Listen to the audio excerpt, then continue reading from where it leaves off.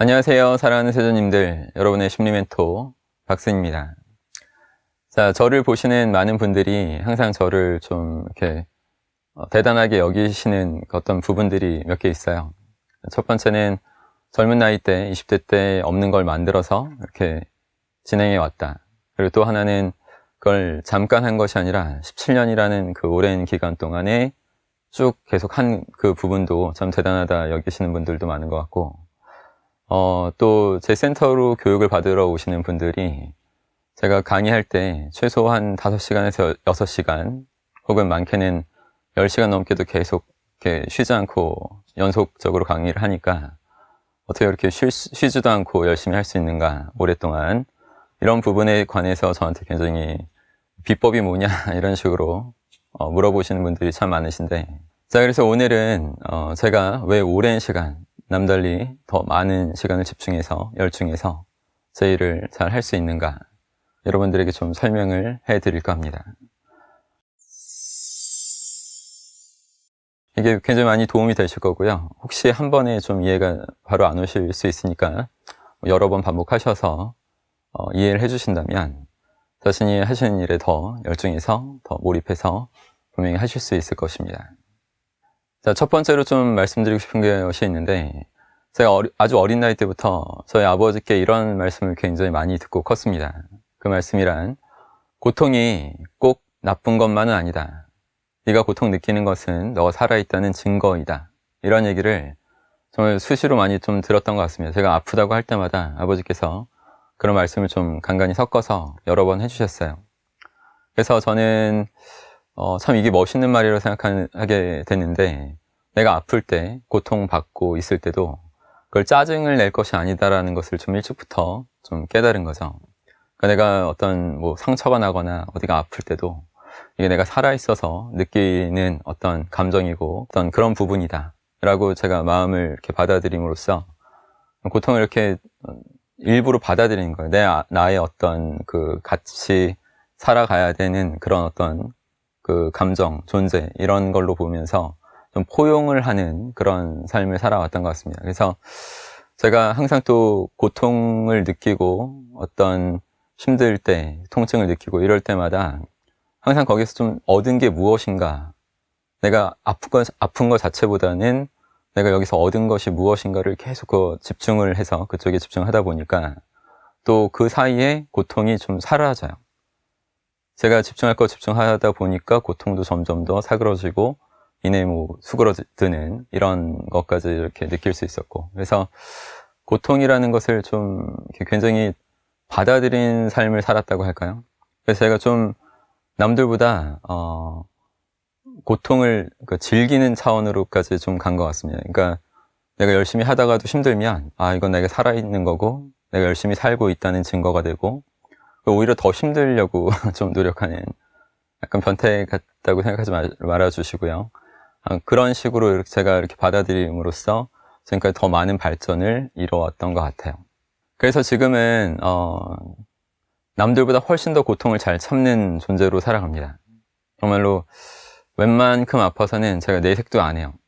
그리고 또 정말 이게 신기하게도 아무리 좀 힘들고 아프고 통증이 느껴지는 그런 날일지라도 제 일에 진짜 집중해서 열심히 하다 보면 그냥 그 통증, 고통이 정말 다 수그러드는 그런 날들로 항상 이루어졌던 것 같습니다. 그래서 그냥 아프다 말겠지, 내가 살아있는 거고 이 고통이 영원한 게 아니라 그냥 잠깐 느끼다가 수그러들겠지 하면서 집중할 것만 집중하는 그런 생각을 여러분도 많이 좀 해주셨으면 좋겠습니다. 자, 두 번째로 말씀드리고 싶은 거는, 우리 인간의 두뇌는 계속 쉬지 않고 활동하고 있다는 사실을 계속 생각하고 있다는 것입니다.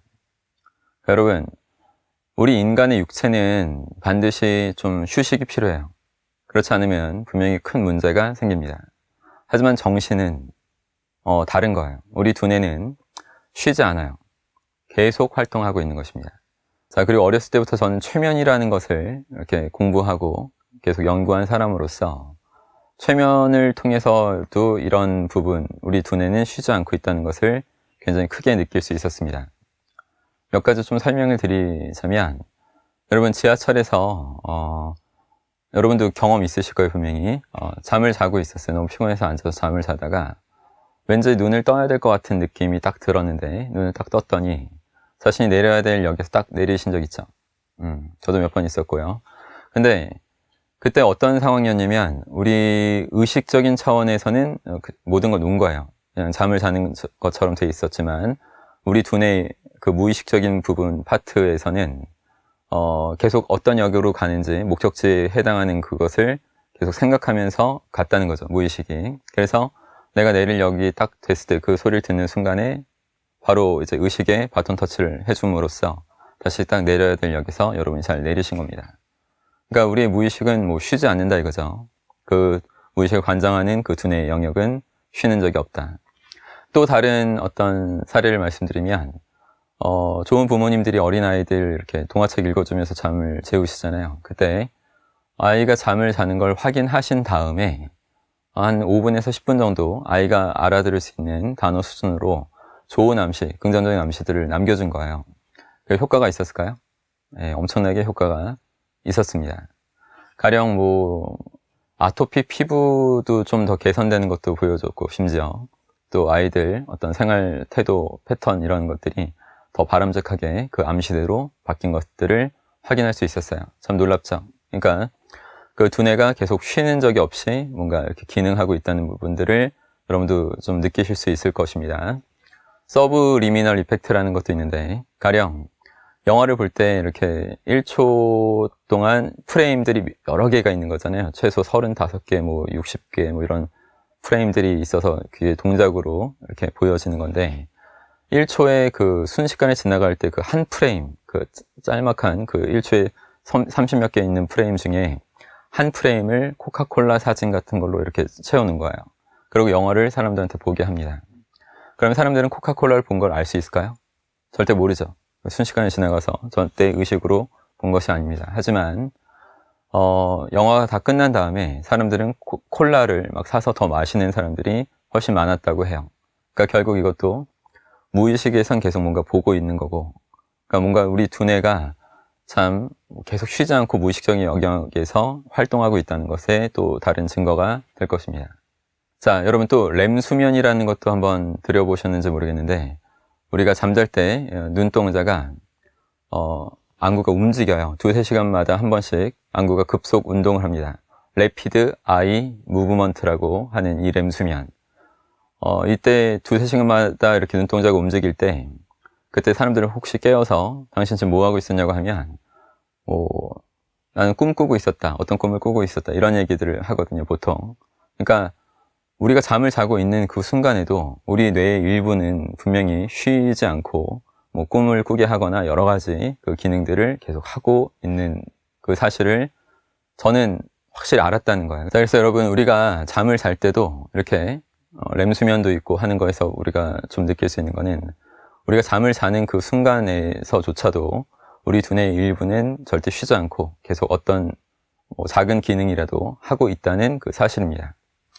저는 이런 부분을 좀 더 크게 느끼려고 노력한 사람이에요. 그러니까 제가 뭘 하고 있던 내 두뇌는 쉬지 않을 것이고, 그리고 오히려 내 두뇌는 쉬는 걸 좋아하는 것이 아니라 뭔가 이렇게 계속 뭔가 집중하고 몰입되는 것을 좋아할 것이다, 이렇게 믿어버리는 거죠, 아예. 그래서 항상 좀 더 깨어있는 시간에 최대한 이렇게 집중하고 몰입할 수 있는 것들을 제 두뇌한테 선물로서 계속 주면서 그거에서 더 성과를 내고 더 남다른 어떤 그 성과, 남다른 어떤 그 발전을 이루려고 계속 노력하면서 살아왔습니다. 자, 빌 게이츠가 이런 말을 한 적이 있습니다. 나는 일을 바꿔가면서 휴식한다. 참 어떤 느낌이 드세요, 여러분? 정말 멋있죠? 제가 하는 생각과 또 일치한다는 것을 여러분 느끼셨을 것입니다. 그러니까 일을 바꿔가면서 두뇌한테 또 새로운 일을 주면서 더 완전히 고도의 집중과 몰입 상태를 만들어주는 그런 것을 계속 번갈아 가면서 하는 것이 나한테는 결국 휴식이다, 이렇게 믿고 사는 거예요. 그래서 이렇게 어렸을 때부터 계속 이런 생각을 하게 되면 빌 게이츠 같은 또 엄청난 성취도 할 수 있는 그런 가능성이 또 열리기도 하겠죠. 자, 그래서 여러분, 저는 이런 생각을 많이 합니다. 쉬면 뭐 하나, 놀면 또 뭐 하나. 어차피 인생도 유한한 거고 나에게 주어진 시간이 딱 한정돼 있는데 최대한 내가 쉬지도 않고 어차피 계속 작동할 두뇌한테도 고도의 중과머리 상태 계속 만들어주면서 뭔가 성취해내고 더 기뻐하고 그것 때문에 더 행복할 수 있는 그런 부분을 내가 원하는 거 아닌가, 자꾸 이런 생각하면서 하다 보니까 점점 더 시간도 있게 되고 당연히 시간 왜곡 현상이 벌어지고 제가 그러면서 남들도 그 상태 만들어 놓으면서 또 더군다나 시간이 더 사라지게 되는 그런 효과들을 제가 만드니까 더 집중해서 그냥 완전히 그냥 하루 종일도 강의할 수 있는 그런 삶을 살고 있는 것 같습니다. 자, 여러분들도 제가 지금 말씀드린 어떤 원칙, 그리고 사고방식, 그리고 제가 갖춘 마인드, 이런 것들을 좀 여러분 것으로 좀 만드셔서 자신이 하실 때 자신의 일을 더 남들보다 열중해서 시간도 있고 더 열심히 해서 성과도 낼 수 있는 그런 삶을 살아가셨으면 좋겠습니다. 자, 여러분 오늘 이 정도 할 거고요. 구독, 좋아요, 알람 설정 부탁드릴게요. 그리고 자신이 하시는 일 누구보다 더 열중해서 멋있게 하루하루 만들어 가십시오. 자, 그러면 오늘 수고 많으셨고요. 힘내십시오. 고맙습니다.